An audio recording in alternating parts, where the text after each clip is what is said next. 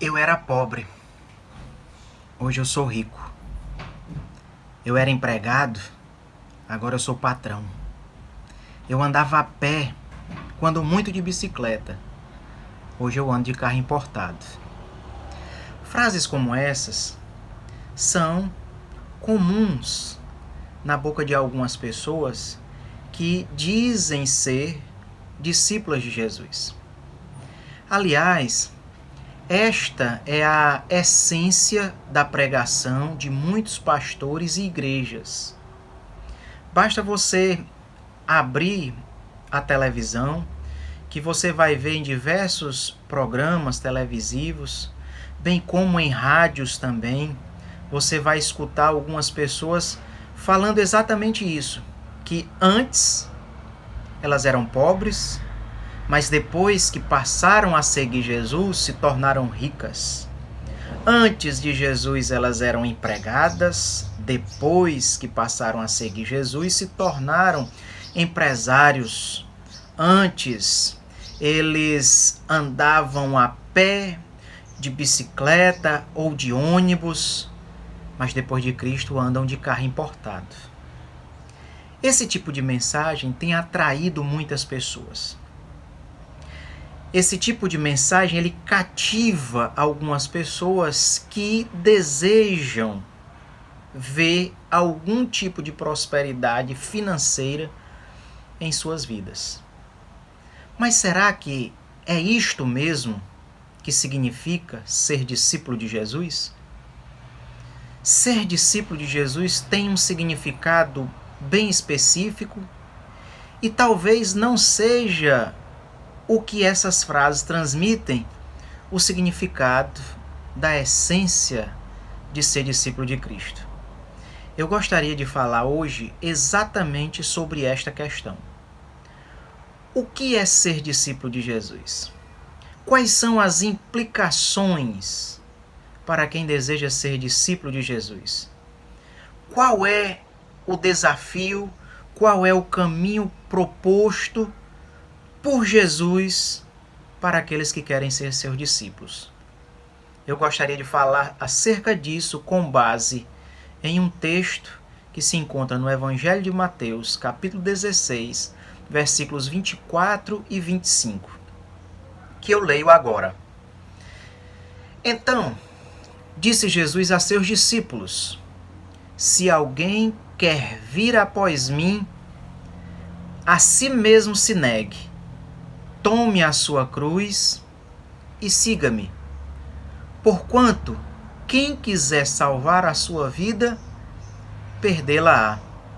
E quem perder a vida por minha causa, achá-la-á. Esses dois versículos que acabamos de ler, eles apresentam algo que é dito pelo próprio Senhor Jesus para aqueles que já eram seus discípulos. Essa palavra ela é direcionada especificamente para os discípulos de Jesus. O próprio texto deixa isso muito claro. O versículo 24 diz: disse Jesus a seus discípulos. Não é um dos apóstolos que está falando, não é um dos que seguiam Jesus que está dizendo, mas é o próprio Senhor Jesus. E ele, melhor do que ninguém, tem autoridade para falar algo acerca daqueles que desejavam ser seus discípulos. É ele quem fala. E ele fala diretamente para os seus discípulos. Isso não deixa dúvida, isso está muito claro no texto. Disse Jesus a seus discípulos. Ele está falando para aqueles 12 homens que o seguiam constantemente durante os 3 anos e meio do seu ministério, mas também ele está falando para um número muito maior de pessoas que também eram seguidoras de Jesus. Ele está falando para esses. E o que ele disse para essas pessoas também serve para cada um de nós. E a mensagem apresentada por Jesus aqui nesses 2 versículos difere completamente do que nós ouvimos em alguns programas de rádio e de televisão. Mensagens que dizem aquilo que eu mencionei no princípio. Eu antes era pobre, hoje eu sou rico. Eu era empregado, hoje eu sou patrão. Eu andava a pé, hoje eu ando de carro importado. A mensagem que Jesus dirige aos seus discípulos aqui é totalmente diferente dessas que ouvimos em alguns lugares hoje em dia. E eu quero te convidar a pensar comigo um pouco acerca do que Jesus diz aqui. Será que é fácil ser discípulo de Cristo? Será que é um mar de rosas? Será que é tudo isso que estão dizendo enganosamente às vezes para atrair as pessoas? Será que ser discípulo de Jesus é se tornar rico do dia para a noite? É deixar de ser empregado para ser patrão? Será que é isso mesmo? Vamos refletir acerca do que Jesus diz. Em primeiro lugar, chamo a atenção para a primeira expressão, para a primeira frase que Jesus dirige para os seus discípulos, de acordo com o versículo 24 que lemos. Está dito: se alguém quer vir após mim. Se alguém quer vir após mim. Jesus começa essa frase com uma conjunção. Conjunção que introduz uma oração subordinada que transmite a ideia de dúvida, de incerteza. Jesus está aqui colocando diante dos seus discípulos um desafio de convicções. Ele diz: se alguém quer vir após mim. Entenda bem o contexto dessa ocasião. Jesus estava indo para Jerusalém. Esta é a sua última semana de vida aqui na terra. E ele está indo para Jerusalém. No meio do caminho, ele vai dizendo para esses discípulos, principalmente para os 12 apóstolos, ele vai dizendo: olha, eu vou para Jerusalém. Lá eu vou ser entregue nas mãos dos sacerdotes, na mão dos anciãos, na mão dos escribas, na mão daqueles que têm autoridade. Eu vou ser entregue a eles. E eles vão fazer comigo tudo o que desejarem. Eles vão me prender, vão me crucificar, vão me matar. Mas ele também diz que ressuscitaria. Jesus vai ao longo do caminho anunciando isso para os seus discípulos. Isso está registrado nesse mesmo capítulo 16 de Mateus, dos versículos 21 em diante. E quando Jesus diz isso, Pedro, um dos 12 apóstolos, passa a reprovar Jesus. Passa a questionar a legitimidade daquilo que Jesus está dizendo. E Pedro começa a falar: não, Senhor. Opa! Senhor, de modo nenhum isso vai te acontecer. Não. Não, Senhor, isso não vai te acontecer de forma alguma. E Pedro diz o texto bem claramente que ele começa a reprovar Jesus. Diante daquilo, o Senhor diz para Pedro: Pedro, arreda para trás de mim. E Jesus ainda diz mais: para trás de mim, Satanás. Essa é a palavra que Jesus dá para Pedro. E logo na sequência, Jesus diz isso aqui: se alguém quer vir após mim. Jesus coloca para os seus discípulos esse desafio de convicções.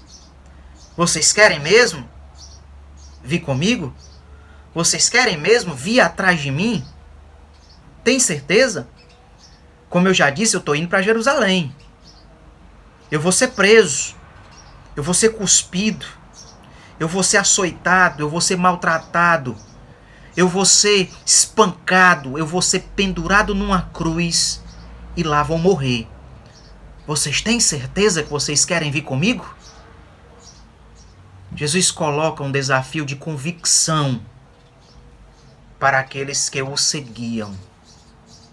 Jesus coloca um desafio de convicção mostrando o que estava por vir. E Jesus não está dizendo: vocês vão se tornar ricos. Vocês vão se tornar empresários. Vocês vão ter transporte importado. Não é isso que Jesus está dizendo. Jesus estava mostrando que ele, o Senhor, sofreria e todos aqueles que o seguiam, todos aqueles que eram seus discípulos, poderiam passar pelas mesmas coisas. Diante disso, ele coloca o desafio de convicção. Se alguém quer vir após mim, querem mesmo? Então saibam que lá na frente poderá vir isso. Ser discípulo de Jesus é ser confrontado com as suas convicções. É ter as suas convicções confrontadas. Você quer mesmo ser um discípulo de Jesus? Sabendo que não vem só coisa boa. O Evangelho tem coisa boa. Ser discípulo tem muitas coisas boas. Tem muitos momentos de alegria. Mas também tem momentos de dor, de angústia, de choro. Você quer realmente ser discípulo de Jesus? Ser discípulo de Cristo é ser desafiado constantemente em relação às suas convicções. Somente aqueles que têm profunda convicção de que quer servir a Cristo consegue perseverar até o fim da sua jornada, principalmente quando surgem as adversidades e os momentos difíceis. Somente quem tem muita convicção do que quer consegue perseverar até o fim. Esse é o primeiro desafio que Jesus coloca diante daqueles que são seus discípulos naquela ocasião. E esse desafio também fica posto para cada um de nós. Será que eu realmente quero seguir a Cristo, ser discípulo de Cristo, sabendo que me depararei mais adiante com momentos difíceis? Será que eu realmente quero? Será que você realmente quer ser discípulo de Cristo, mesmo sabendo de tudo isso? O Senhor te confronta neste dia. Te confronta em relação às tuas convicções. E que nós venhamos estar bem convictos daquilo que queremos.